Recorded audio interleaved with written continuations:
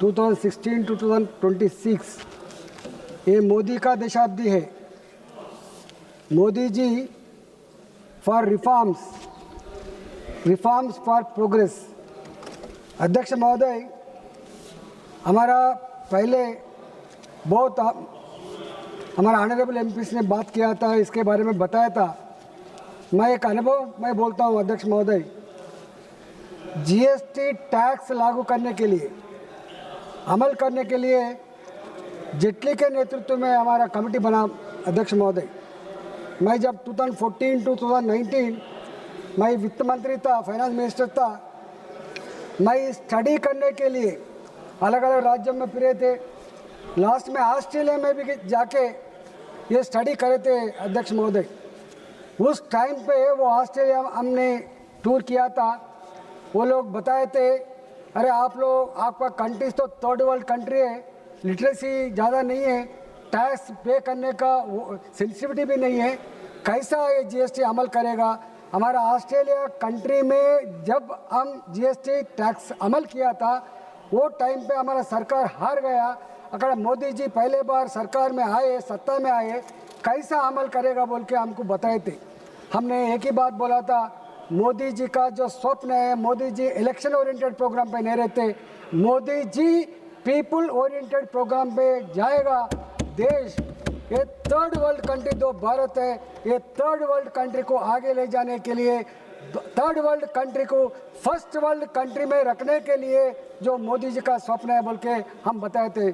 अध्यक्ष महोदय, आप जानते हैं वो जीएसटी अमल हुआ, इस the time of GST implementation first year जो हमारा को जो इनकम आया था जैसे 73,000 करोड़ रुपीस, आज हमने 2.5 crore rupees, 2.5 lakh crore rupees per month आज आमदनी आ रहे थे।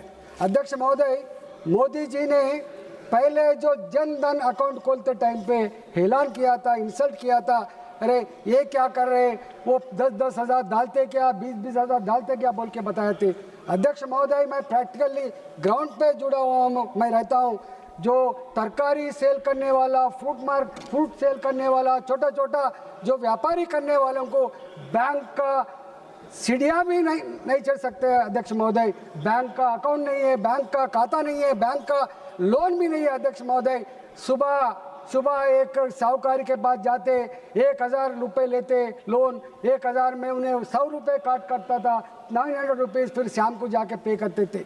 ऐसा हालत था। अध्यक्ष महोदय, आज मोदी जी ये रिफॉर्म लाने के बाद 2016 में जो आईबीसी अमेंडमेंट एक्ट किया था, वो क्या रिजल्ट आया।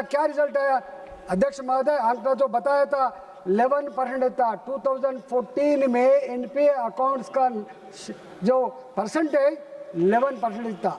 आज 2026 आया अध्यक्ष महोदय, आज 2.11% में आया था। अध्यक्ष महोदय, अगर ये काम नहीं करे तो कैसा आंकड़ा आता। अध्यक्ष महोदय, आज मैं एक कह सकता हूँ, आज देश के अंदर डिजिटल ट्रांजैक्शन करने के बाद ये बात सोच रहा है, मोदी जी का एक रिफॉर्म, मोदी जी का एक सोच कैसा बदल सकता है हम जानते हैं। मैं समझता हूँ ये इलिटरेट कंट्री जो पढ़ना लिखना नहीं आता, तरकारी के शॉप में डिजिटल ट्रांजैक्शन बोर्ड रखता है। अध्यक्ष महोदय, दिस इज मोदी टुडे। अध्यक्ष महोदय, इसीलिए जो 2016 जो एक्ट लाया था, आज ग्लोबल विलेज बना। अध्यक्ष महोदय, दुनिया आज ग्लोबल विलेज बना, जो अलग अलग कंट्रीज में इसके बारे में जो रिफॉर्म्स आता है वो भी स्टडी करते रहता है।